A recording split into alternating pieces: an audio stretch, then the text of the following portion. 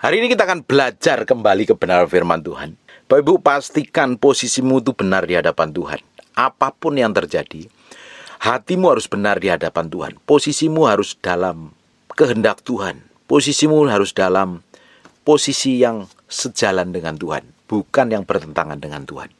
Karena apapun yang bisa saja yang kita kerjakan dan kita lakukan, apapun yang kita bisa putuskan hari ini, kalau tidak sejalan dengan kebenaran firman Tuhan, engkau bukan di pihak Tuhan loh. Engkau di pihak lawannya dari Tuhan. Apa itu?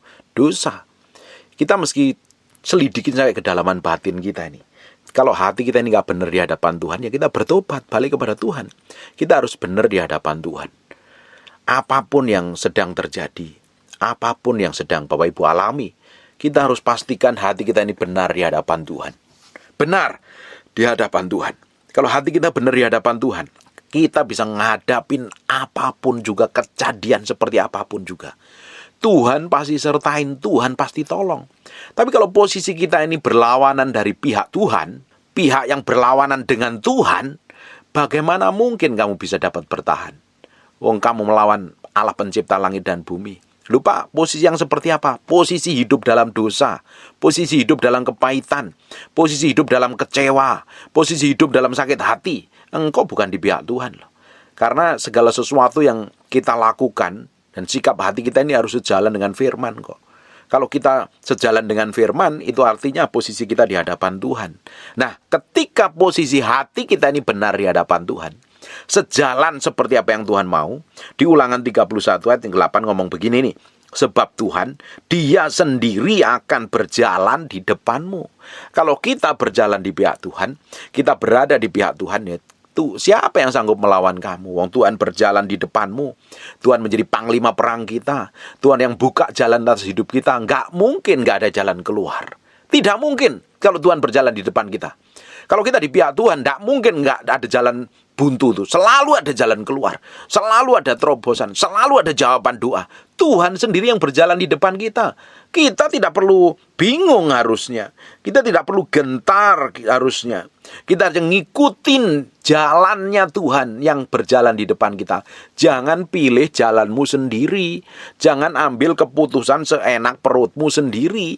Banyak kita sebagai anak-anak Tuhan tidak ngikutin jalan yang sudah di depan kita, yang Tuhan sudah buat, tapi kita pilih jalan kita sendiri.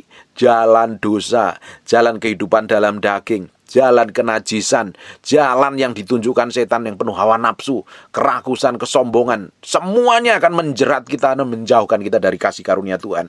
Kalau Tuhan berjalan di depan kita, loh ngapain kita mesti bingung? Wong Tuhan di depan kita kok.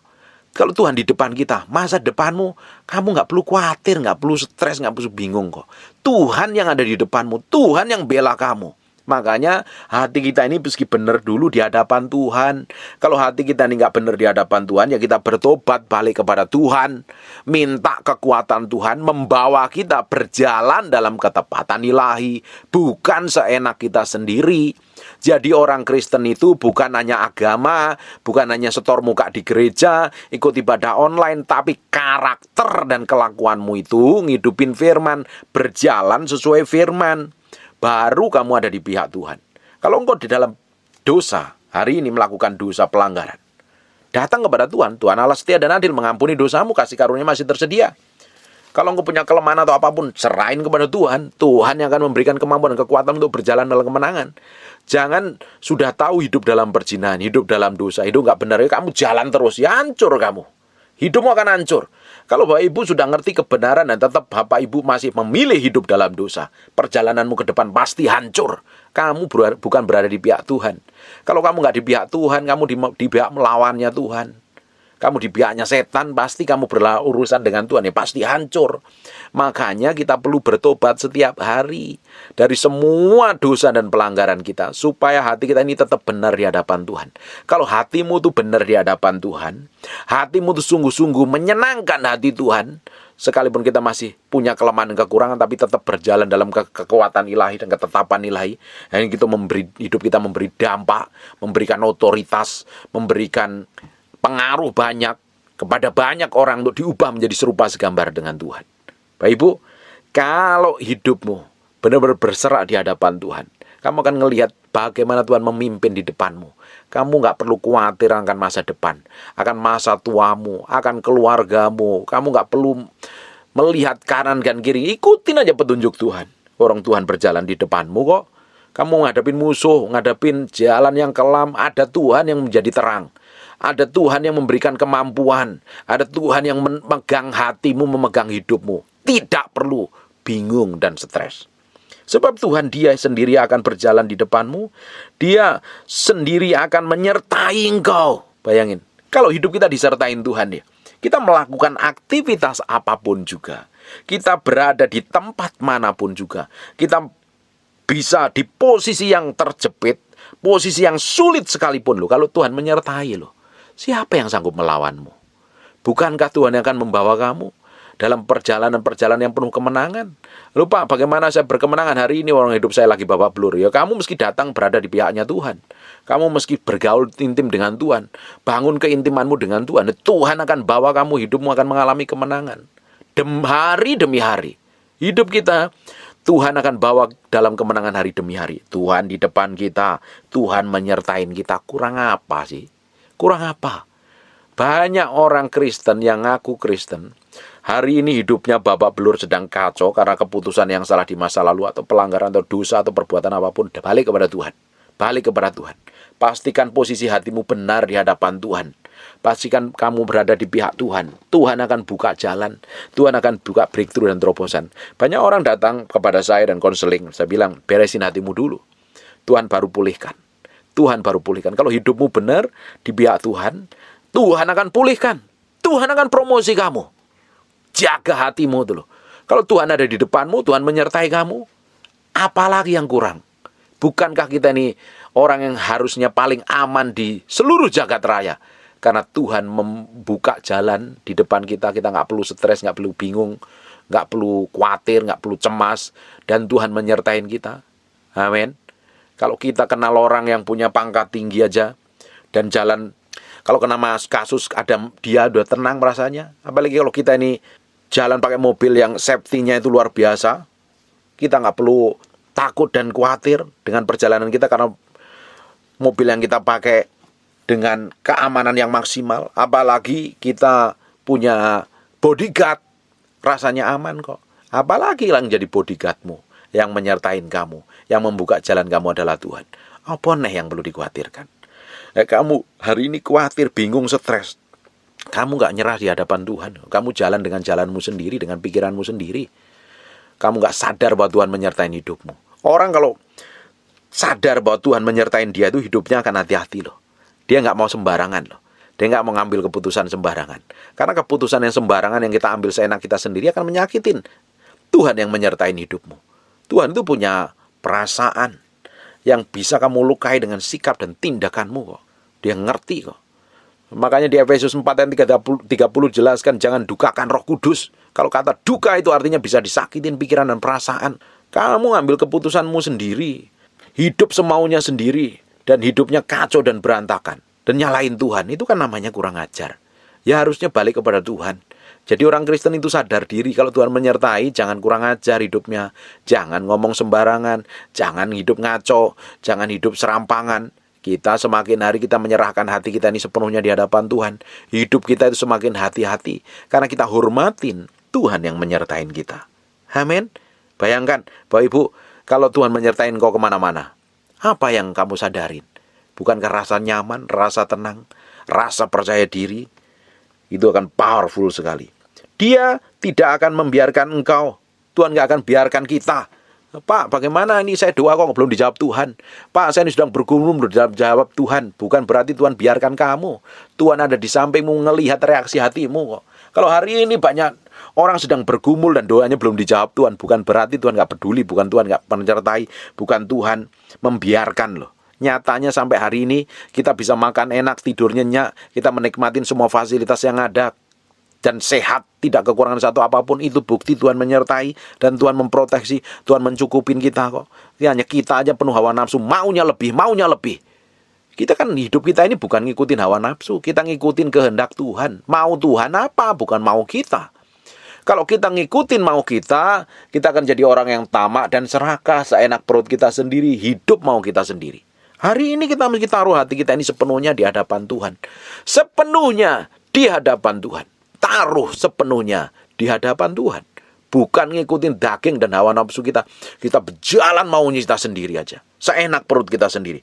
Terus kalau kita lagi sedang bergumul, doa nggak dijawab-jawab. Wah, Tuhan nggak peduli nih. Tuhan kok kayaknya kurang adil. Ngawur kamu ngomong sembarangan. Tuhan tetap tidak pernah membiarkan kamu. Sampai hari ini pun kamu bisa napas, tidak kekurangan satu apapun. Tuhan artinya tidak pernah membiarkan kamu. Bukankah selama ini kita selama hidup, sepanjang umur hidup kita ini kita mengalami banyak pergumulan. Kita ngadapin banyak persoalan. Dan Tuhan tolong, Tuhan bikin breakthrough, Tuhan cukupin, Tuhan berikan kesehatan. Itu artinya Tuhan tidak membiarkan kita loh. Kita sebelum kenal Tuhan saja, Yesus mati di kayu salib, apalagi hari ini kita cari Tuhan, kan cintai Tuhan. Tuhan biarkan, Tuhan tidak akan pernah biarkan kita. Tuhan berikan nyawanya buat kita. Dan apalagi kalau kita hari ini mencintai Tuhan dan mengasihi Tuhan, mencari Tuhan.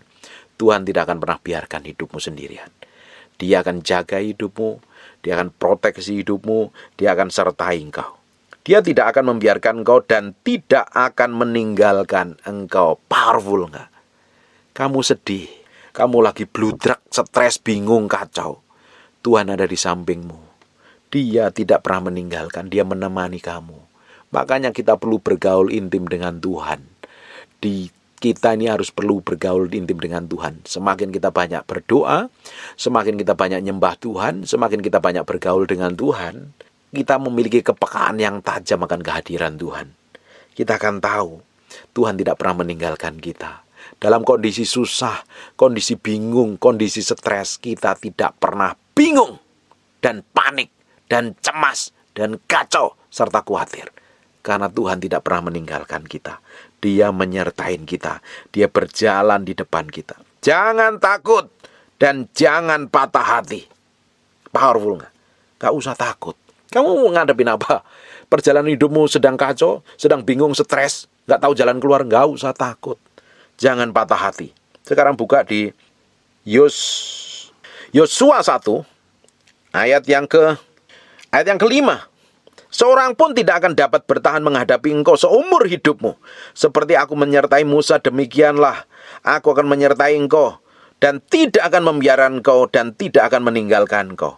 Tahu nggak, ini yang kemarin kita bahas. Kalau Tuhan ngomong begitu sama Yosua, Yosua sepanjang hidupnya ngalami kemenangan. Ngalami breakthrough. Ngalami terobosan yang powerful dan luar biasa loh. Kita harus benar-benar menaruh hati kita ini sepenuhnya di hadapan Tuhan. Bukan mau kita sendiri. Bukan seenak sendiri. Kalau Tuhan berjalan bersama kita, Dia tinggal bersama kita, Dia menyertai kita, apa yang perlu kita takutkan? Apa yang perlu kita bingungkan? Karena Tuhan kita, Tuhan yang powerful, Tuhan yang luar biasa yang menyertai hidup kita. Tuhan berjalan di depan kita, Tuhan menyertai kita. Coba perhatikan di ayat yang ke-6, di Ulangan 31 ayat yang ke-6. Kuatkan dan teguhkanlah hatimu. Jangan takut, jangan gemetar. Karena orang-orang yang menyerang kamu mungkin atas ketakutanmu, atas tipu daya setan, intimidasi, atas siapapun juga yang di luar Tuhan yang mengintimidasi hidupmu, mengacaukan hidupmu, atau orang-orang tertentu yang berniat jahat kepada hidupmu, nggak perlu khawatir, nggak perlu gemetar, nggak perlu takut. Sebab Tuhan Allahmu dialah yang berjalan menyertai engkau. Ia tidak akan membiarkan engkau dan tidak akan meninggalkan engkau. Powerful nggak? Udah berkali-kali Tuhan ngomong kayak begitu loh. Menyertai kamu, berjalan di depanmu, membela hidupmu. Tidak hanya berhenti di situ. Di Yohanes 10 ayat 10, Tuhan memberkati kamu, membawa kamu kehidupan dan menikmati semua kelimpahan yang Tuhan janjikan. Enjoy kan? Hidup kita itu bahagia harusnya. Hidup kita harus menikmati semua kebaikan dan kemurahan Tuhan. Hidup orang percaya itu harusnya bisa tenang, rileks ngadapin masalah. Bisa orang tuduh, orang melakukan buruk, mungkin suamimu atau istrimu perlakuan buruk dengan kamu. Kalau kamu di dalam Tuhan, kamu yakin dan percaya loh, Tuhan ada di depanku. Tuhan menyertai aku. Tuhan tidak pernah membiarkan aku. Dia akan selalu bersama-sama dengan aku. Nggak perlu khawatir lagi. Saya ini bertahun-tahun perjalanan hidup saya belum mengalami peninggian dan promosinya dari Tuhan, masih seperti ini, kamu berserah sama Tuhan. Gak perlu khawatir, gak perlu panik, gak perlu stres, gak perlu bingung. Karena apa? Jangan takut dan jangan patah hati. Tuhan memberikan kemampuan berjalan bersama Dia. Kalau hatimu dan hidupmu berada di posisi Tuhan, Tuhan tidak akan pernah biarkan. Tuhan akan buka jalannya dengan ajaib. Pak, saya ini bertahun-tahun bisnis nggak terjadi terobosan. Pak, bertahun-tahun saya nggak dipromosi Tuhan. Pak, pintu saya sudah tertutup. Saya berada di jalan buntu dengan baik-baik. Sebab Tuhan, Dia sendiri akan berjalan di depanmu. Kalau Tuhan berjalan di depanmu, Tuhan itu powerful dan luar biasa loh. Musa ketika bawa orang Israel keluar dari tanah Mesir, dia menghadapi laut. Dan Tuhan buka jalan kan? Bukankah Tuhan buka jalan membelah laut? Is powerful. Tidak ada jalan buntu kalau kita di pihak Tuhan. Selalu ada jalan keluar. Selalu ada promosi dan peninggian bersama Tuhan. Selalu ada breakthrough dan terobosan. Enjoy hidupmu, nikmatin bersama Tuhan. Orang Tuhan berjalan di depanmu kok. Kamu pasti ada jalan keluar. Bisnismu sudah mentok, pelayananmu sudah mentok, belum dipromosi Tuhan.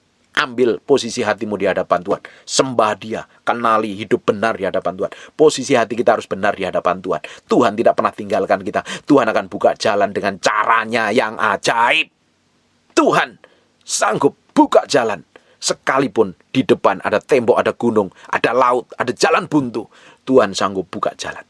Kalau zaman dahulu Tuhan pernah tolong bangsa Israel menyeberangi laut dan dibelah lautnya menjadi kering.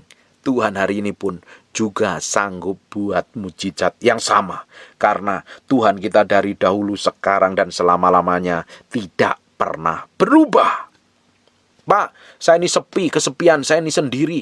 Gak ada orang bela saya seperti yatim piatu Pak. Orang semua musuhin saya, dengerin baik-baik.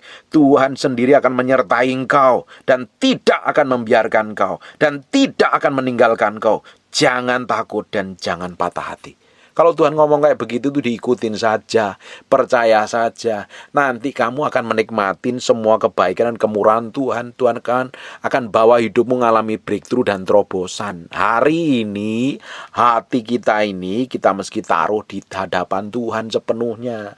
Makanya dicek kedalaman batinmu itu. Kamu hari ini di posisi Tuhan apa tidak?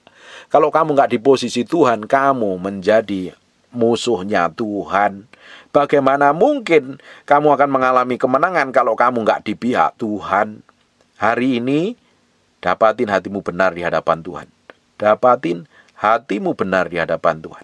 Perhatikan, sekarang buka di Yesaya 63, ini ayat kesukaan saya, Yesaya 63, ayat yang ke-10. Tetapi mereka memberontak dan mendukakan Roh Kudusnya. Dengerin baik. Bukankah Tuhan menyertai kita? Harusnya keputusan yang kita ambil, tindakan yang kita ambil, apapun yang kita lakukan harus menyenangkan hati Tuhan. Tapi kalau apa yang kita lakukan, apa yang kita perbuat itu mendukakan hati Tuhan, nyakitin Tuhan, bukankah hari ini Roh Kudus tinggal di dalam hati kita? Dia menyertai kita, Dia ada di atas kita. Yesus sendiri berjanji di Yohanes, kalau aku akan minta kepada Bapa seorang penolong yang lain, Roh penghibur, namanya Roh Kudus, menyertai kamu, tinggal di dalam kamu dan mengurapi kamu. Bayangin, tapi hidup kita setiap hari kita melakukan dosa dan pelanggaran. Hidup maumu sendiri, ngomong seenak perutmu sendiri, tindakanmu ngaco, nggak sesuai dengan kebenaran firman Tuhan. Hidup dalam perzinahan, hidup dalam perselingkuhan, jadi simpenan orang. Kepahitan, sakit hati, jengkel, benci, dendam, kenajisan, sombong, angkuh, semua perbuatan daging di Galatia pasal yang kelima itu. Bagaimana mungkin engkau berada di pihak Tuhan? Tetapi mereka memberontak dan mendukakan Roh Kudusnya. Bayangkan, kalau mendukakan Roh Kudus, maka Allah berubah menjadi musuh mereka. Ia sendiri berperang melawan mereka. Nggak akan mengalami kemenangan, hancur, dan tidak ada promosi. Bertobat balik kepada Tuhan dong. Koreksi hatimu, serahin sama Tuhan. Nggak perlu bingung, nggak perlu stres, nggak perlu kacau hidup tuh. Orang Kristen tuh ya, yang percaya Tuhan yang sungguh-sungguh, hidupnya tuh enjoy loh. Nikmatin semua berkat Tuhan, semua kebaikan Tuhan. Tuhan tuh bawa ke dalam level yang berbeda harusnya. Hidup kita tuh harusnya dibawa ke dalam level iman yang berbeda setiap hari harusnya. Makanya saya sering ngomong kan, Hidupmu harus berkemenangan di dalam Tuhan. Hidupmu harus menang di dalam semua kelemahanmu dan kekuranganmu. Kalau engkau hidup benar di hadapan Tuhan, Tuhan sendiri akan buka jalan atas hidupmu. Tuhan akan sendiri akan menyertai hidupmu. Kita jadi orang Kristen yang menikmatin semua kebajikan dan kemurahan Tuhan. Kita jadi orang percaya yang menikmatin semua janji Tuhan. Nikmat hidupmu, jadi berkat lagi. Sudah hidupnya enjoy, diberkati, menjadi berkat bagi banyak orang, dan nama Tuhan yang dipermuliakan melalui kehidupan kita. Saya berdoa Bapak Ibu, hari ini tambah hari, hidupmu tambah berkemenangan di dalam Tuhan. Hidupmu semakin dikuasai oleh Tuhan dan dipimpin setiap hari berjalan dalam ketepatan nilai, menyenangkan hati Tuhan. Amin. Apa yang kamu hadapin hari ini? Kamu bisa jalan sama Tuhan kok. Kamu bisa menikmati semua kebajikan dan kemurahan Tuhan kok. Gak perlu bingung, gak perlu stres, gak perlu panik. Kalau kita ini panik, masih bingung, masih stres, artinya kamu belum berserah di hadapan Tuhan. Kamu hidup maumu sendiri, seenak perlu sendiri. Tidak heran malah kacau dan berantakan. Gak perlu patah hati, apalagi takut. Pak, Bapak gak ngerti masalah saya. Suami saya itu kelakuannya jelek, Pak. Saya ditinggal selingkuh terus. Loh, kamu berjalan sama Tuhan kok. Kamu hidup disertain Tuhan. Dan Tuhan tidak pernah membiarkan kamu. Yang ngomong sama Tuhan, Tuhan akan berikan pertolongan. Kamu disakitin orang lain, gak perlu balas. Tuhan menyertain kamu kok. Ingat gak? Apa yang dilakukan Saulus sebelum dia kenal Tuhan? Dia menganiaya orang Kristen. Dia bunuhin, dia aniaya. Ngelihat Stefanus dilemparin batu sampai mati, dia tenang, enjoy saja. Tetapi ketika dia sedang mengejar-ngejar orang percaya waktu itu, di jalan menuju Damsyik ketemu Tuhan, apa yang terjadi?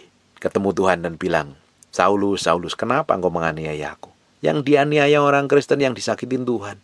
Kalau engkau disakitin orang lain, Tuhan yang di dalam kamu yang sakit yang akan melakukan pembelaan. Makanya kamu jangan bela diri dan merasa benar sendiri.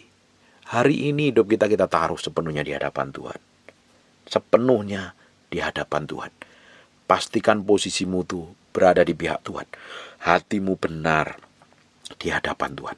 Kalau hati kita ini benar, posisinya benar di hadapan Tuhan, Tuhan sendiri yang akan turun tangan, yang akan bikin breakthrough, yang akan bikin terobosan, yang akan promosi, yang akan berkati, yang akan sertai, dan akan urapi. Amin. Jalan terus sama Tuhan. Pastikan hati kita hari ini benar, hidup kudus, hidup berkenan di hadapan Tuhan. Kalau enggak, bertobat, akuin dosamu, pelanggaranmu, dan kasihin Tuhan, cintai Tuhan. Ambil komitmen itu benar di hadapan Tuhan. Amin. Tutup matamu, tutup Alkitabmu, kita berdoa. Bapa, dalam nama Yesus, terima kasih buat anugerahmu, buat kemurahanmu. Hari ini hambamu bersyukur buat firmanmu, buat penyertaanmu, buat kasih setiamu, berkatmu, promosi dan peninggian yang datangnya daripadamu sendiri. Dan aku berdoa, Tuhan, berkati semua orang yang mendengar firman ini, bawa ke dalam level iman yang berbeda.